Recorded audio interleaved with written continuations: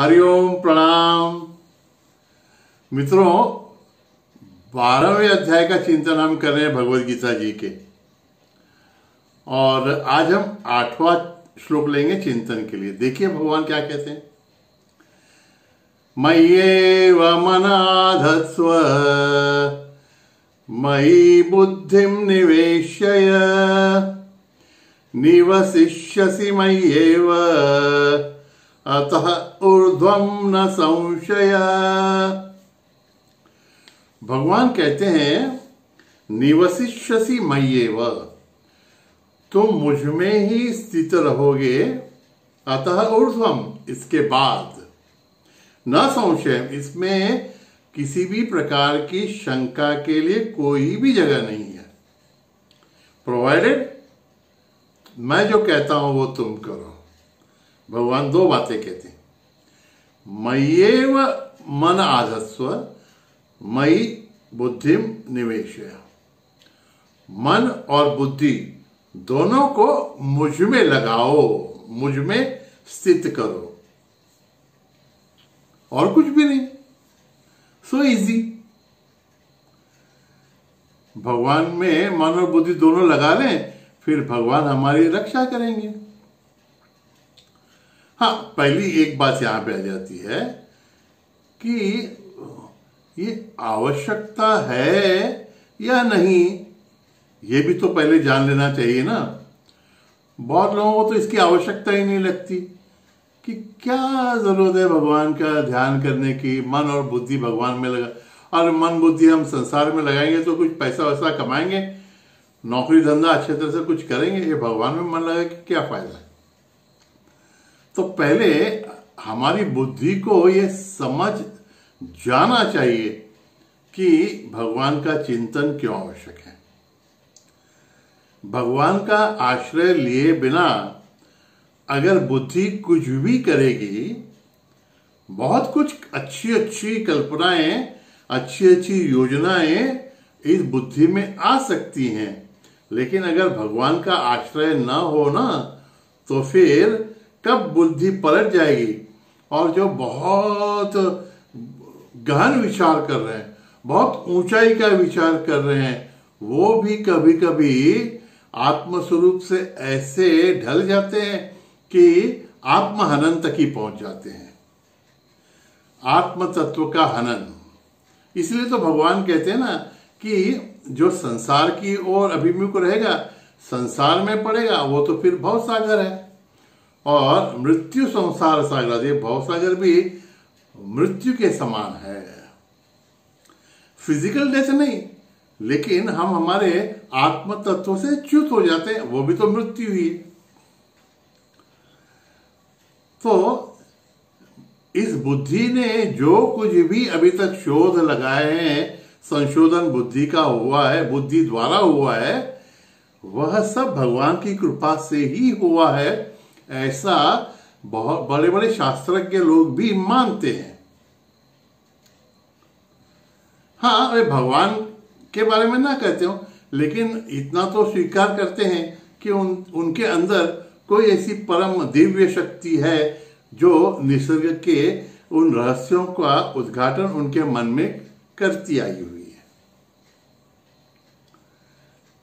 इसलिए उस परम शक्ति को, जिसको हम भगवान कहते हैं, शरण जाना आवश्यक है। और भगवान जब कहते हैं, यहां भगवान श्री कृष्ण कहते हैं कि मुझ में लगाओ, तो भगवान इतनी ही सहूलियत हमको देना चाहते हैं कि अरे बाबा, तुम निर्गुण निराकार में मन लगाने जाओगे तो नहीं लगेगा, तो मन एकाग्र नहीं होगा और बहुत कष्ट होंगे तुमको, इसलिए मुझ में लगाओ। और भगवान जब मुझ में स्वयं के बारे में ऐसा कहते हैं, तो भगवान कहते हैं कि मैं तो तुम्हारा आत्मस्वरूप हूं।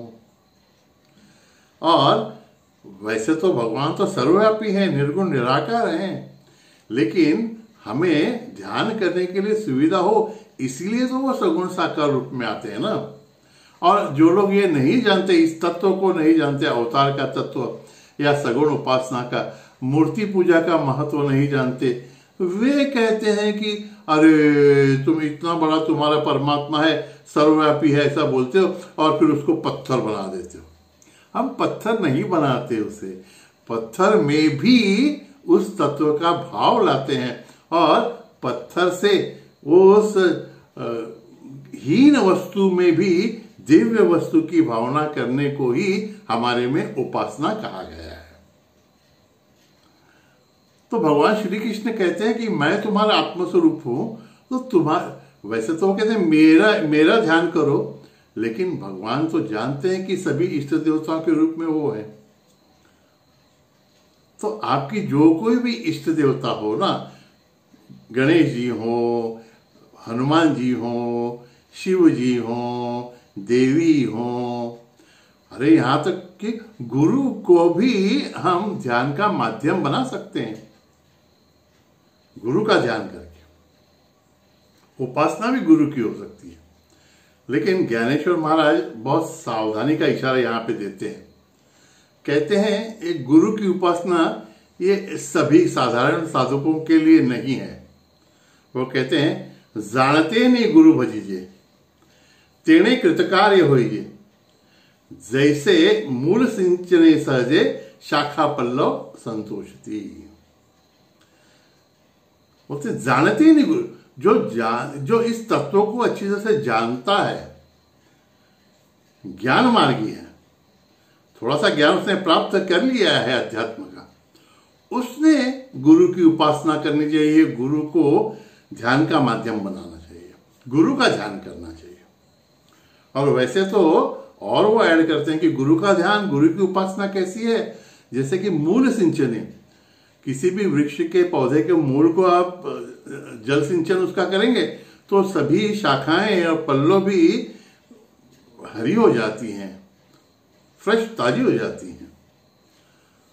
तो यहाँ पे ज्ञानेश्वर महाराज हिंट देते हैं कि गुरु की उपासना में सब कुछ साध्य होता है, गुरु के ध्यान में सब साध्य हो जाता है। लेकिन गुरु का ध्यान या अन्य देवताओं का ध्यान करने में दिक्कत है कि बुद्धि हमारी ये सब स्वीकार नहीं करती, क्योंकि गुरु भी हमारे जैसे खाते पीते बैठे व्यवहार करते हुए दिखते हैं और हम लोगों को तो आदत पड़ी रहती है कि कुछ किसी अलग दिखने वाले हटके जो कुछ भी मूर्ति होगी उसकी पूजा करेंगे या फिर उनकी समाधि पर जाकर हम फूल चढ़ाएंगे। लेकिन जब वो हमारे साथ में रहते हैं तो हमको ये विश्वास ही नहीं होता कि चलता फिरता ब्रह्म कुछ होता है। सारांश इस बात का है कि कोई भी एक आप ध्यान के लिए मूर्ति चुनिए। मूर्ति माने पत्थर की ऐसी नहीं, कोई आकार, कोई देवता, और मन को उसमें लगाइए। भगवान जो कह रहे हैं ना, ध्यान मन और बुद्धि को मुझ में इसका भावार्थ यह है कि मेरा ही ध्यान कीजिए। मन और बुद्धि लगाने का भाव है ध्यान, और ध्यान लगाने के लिए पहले हमको सगुण का आश्रय लेना आवश्यक है। तो जो कोई भी आपकी इष्ट देवता हो उसकी मूर्ति सामने रखिए, कुछ क्षण उसको देखिए और फिर आंख मूंद कर मन उसमें लगाइए। इसलिए तो हमारे सभी देवताओं के विग्रह जो है ना, मूर्तियां थोड़े हटके हैं, सर्वसामान्य लोगों की तरह नहीं है। तो उनकी वो विग्रह की विचित्रता का संकेत क्या है ये जान लेना आवश्यक होता है। अन्यथा फिर कोई अगर हमारी इष्ट देवताओं की मूर्ति की पूजा करने के बारे में हमारा मजाक उड़ाए तो हम उनको उत्तर नहीं दे पाते। भगवान श्री कृष्ण का ध्यान करने के लिए भगवान श्री कृष्ण की मूर्ति, उनका वो रूप सामने रखकर उसका चिंतन करें। यहां पर एक थोड़ी बात स्पष्ट कर दें, आपने भगवान श्री कृष्ण की मूर्ति सामने रखी है तो वो आपके आत्मस्वरूप हैं ऐसा समझ के ही उनका ध्यान कीजिए और बुद्धि को उनके उस स्वरूप में लगाइए जिसके बारे में हम सब सुनते आए हैं कि भगवान कहते हैं कि मैं तुम्हारा आत्मस्वरूप हूं, मैं चैतन्य स्वरूप हूं, मैं सच्चित आनंद स्वरूप हूं। यहां पर इस अवस्था में बुद्धि को भगवान के उस स्वरूप पर ही केंद्रित करें। अगर हमने भागवत पुराण वगैरह का अध्ययन नहीं किया है, सिर्फ पढ़ा नहीं बोल रहा, अध्ययन अगर नहीं किया है, तो भगवान की लीलाओं का सांकेतिक अर्थ हम समझ ही नहीं पाएंगे। इसीलिए तो उसको लीला कहा है। तो भगवान श्री कृष्ण का ध्यान करते समय फिर उनकी लीलाओं का इंटरप्रिटेशन न करें तो फिर हमारी श्रद्धा, हमारी बुद्धि वहां पर स्थिर नहीं हो पाएगी। भगवान श्री कृष्ण ने राधा जी से क्यों नहीं विवाह किया, फिर वो गोपियां जब स्नान के लिए गई थी तो उनके वस्त्र क्यों चुरा लिए, वो गोपियों के पीछे क्यों भागते रहते थे, मक्खन क्यों चुराते थे, ये सब लीलाएं जो हैं सांकेतिक हैं। बुद्धि थोड़ी और प्रगल्भ हो जाएगी तो इसका अर्थ भी समझ लेंगे, पहले ध्यान तो करना सीखें। इसलिए बुद्धि में वो श्रद्धा निर्माण हो जानी चाहिए।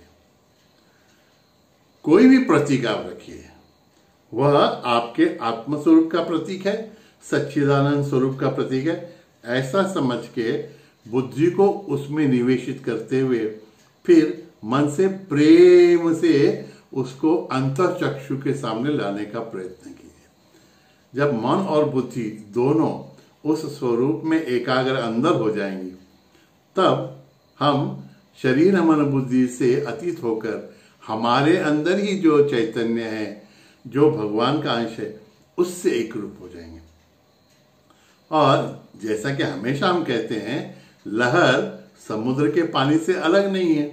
तो जब हम हमारे अंदर के चैतन्य से एक रूप हो जाते हैं तो व्यष्टि चैतन्य से, समष्टि चैतन्य से हम एक रूप हो जाते हैं। व्यष्टि चैतन्य से लेकर समष्टि चैतन्य तक एक रूप हो जाते हैं।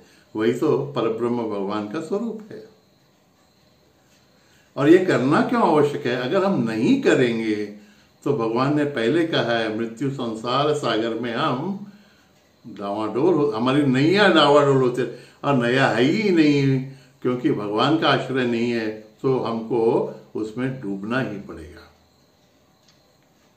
बहुत अच्छी बात की। लेकिन जितना हम ये भगवान ने इजीली कह दिया और हम लोग जितने अच्छे से इंटरप्रिटेशन करते हैं ना, इतना सहज सरल सुलभ ये है नहीं मित्रों। आप करके देखेंगे ना तो मजा आएगा। क्योंकि ये मन जो है ना, माया है। Mind is nothing but maya at play. और ये माया जी जो है ना, वो प्रभु की शक्ति है। जैसे कि स्कूल या कॉलेज में वो हायर स्टैंडर्ड में जाने के पहले कोई ना कोई तो एग्जाम देनी ही पड़ती है। तो भगवान भी इस माया के माध्यम से हमारे पुराने संस्कारों को हम मन के सामने दृष्टिगोचर करते रहते हैं, और फिर हम उससे एकरूप हो जाते हैं, या फिर साक्षी भाव से देखते हुए हम भगवान से एकरूप होने के लिए मुड़ते हैं। ये भगवान देखते रहते हैं और ये आवश्यक भी है। लेकिन जितना हमको लगता है ये उतना सरल नहीं है। तो जो बहुत ऊंचाई तक पहुंच गए, ऐसे संतों ने भी भगवान से बहुत अच्छी प्रार्थना की है। हमारे महाराष्ट्र के स्वामी समर्थ रामदास वो कहते हैं, जा जा सई हे मन जाय माझे, त्याच्या सई हे निज रूप तुझे, मीठे वितो मस्तक ज्या ठिकाणी, तेथे तुझे सद्गुरु पाय दोनी।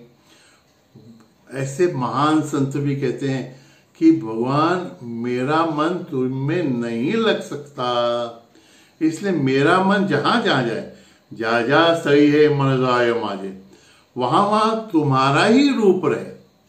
और वैसे भी भगवान संपूर्ण जग में तो तुम ही व्याप्त हो ना।